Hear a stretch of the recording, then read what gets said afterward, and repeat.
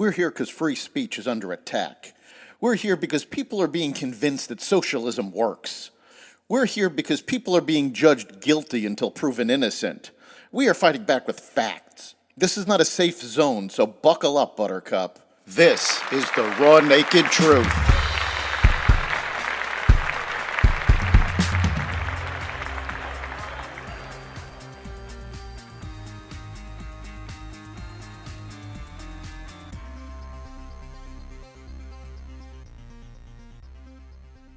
Bad poll numbers for Biden. Wholesale inflation rises again.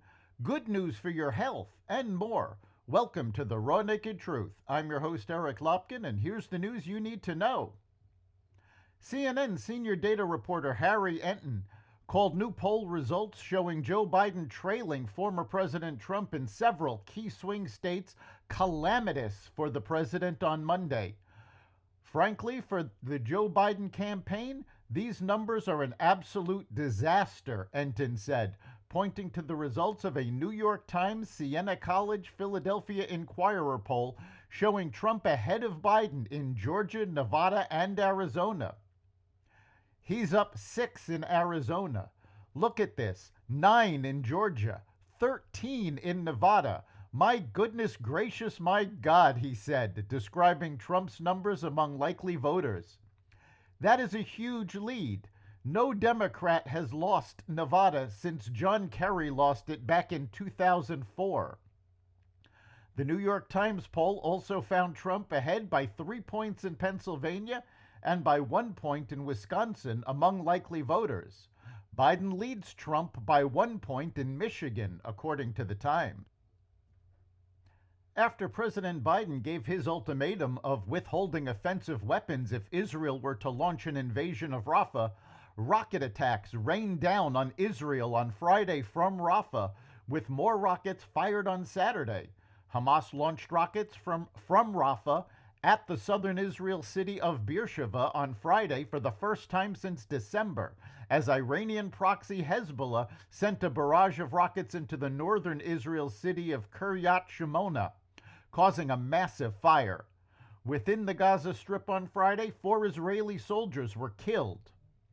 When administration officials attacked or berated Israel publicly previously during the war, Hamas hardened its demands in return for releasing hostages, in fact, delaying and minimizing the chances of success of the delicate negotiation, according to Jonathan Conricus. Conricus served in the Israel Defense Forces for 24 years as a combat commander in Lebanon and the Gaza Strip. In a dramatic shift, the United Nations Office for the Coordination of Humanitarian Affairs has revised its data pertaining to the number of Palestinian casualties in the 7-month-old Gaza war, reducing almost by half the number of women and children it previously claimed were killed in the hostilities between Israel and the Iranian-backed terror group Hamas.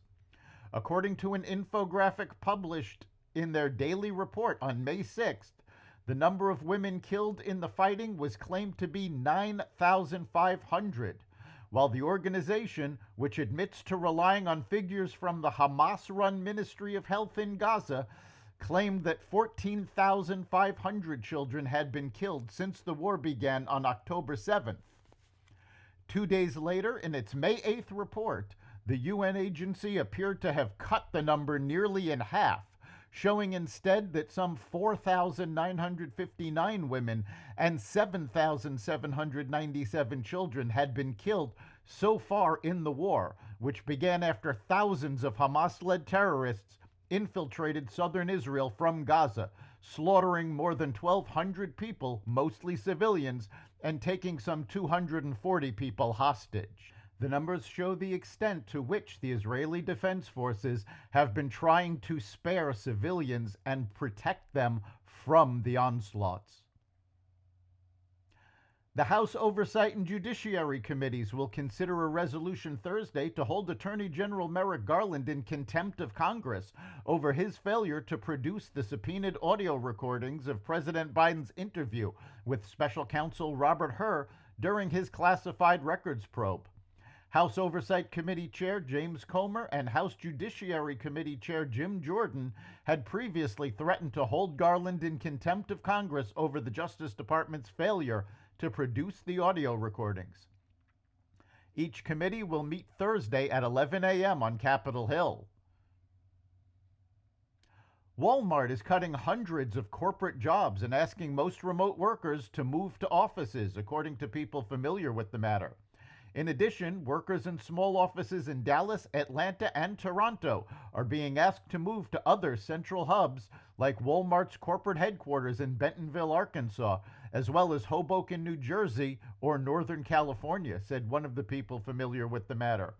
Walmart will still allow staff to work remotely part of the time as long as they are in offices the majority of the time. Walmart is the country's largest employer with 1.6 million U.S. workers, most of them in stores and warehouses. Walmart has tens of thousands of U.S. corporate workers across the country.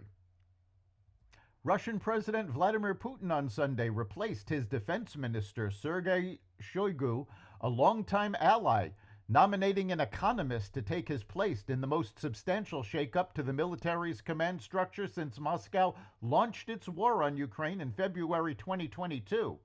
In a decree published Sunday, Putin nominated Andrei Belousov, a former deputy prime minister who specializes in economics, to replace Shoigu, who in turn was named as the new secretary of the Security Council, a post until now held by Nikolai Patrushev. The elevation of an economist to lead Russia's defense ministry signals the extent to which the war has become central to Russia's economy. Wholesale prices jumped more than expected in April, putting up another potential roadblock to interest rate cuts anytime soon. The Producer Price Index, a measure of what producers receive for the goods they produce, increased 0.5% for the month, higher than the 0.3% Dow Jones estimate. However, the March reading was revised from an initially reported 0.2% gain to a decline of 0.1%. Stripping out volatile food and energy prices, core PPI also increased 0.5% compared to the 0.2% Dow Jones estimate. Finally, infusing more olive oil into your diet could pay big dividends for cognitive health and longevity, a new study suggests. Researchers from the Harvard T.H. Chan School of Public Health and other universities analyzed population health data for more than 92,000 adults over a 28-year period. The participants' average age was 56, and none of them had heart disease or cancer.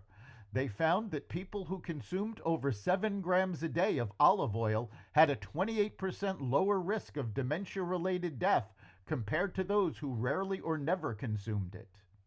That's the Raw Naked Truth.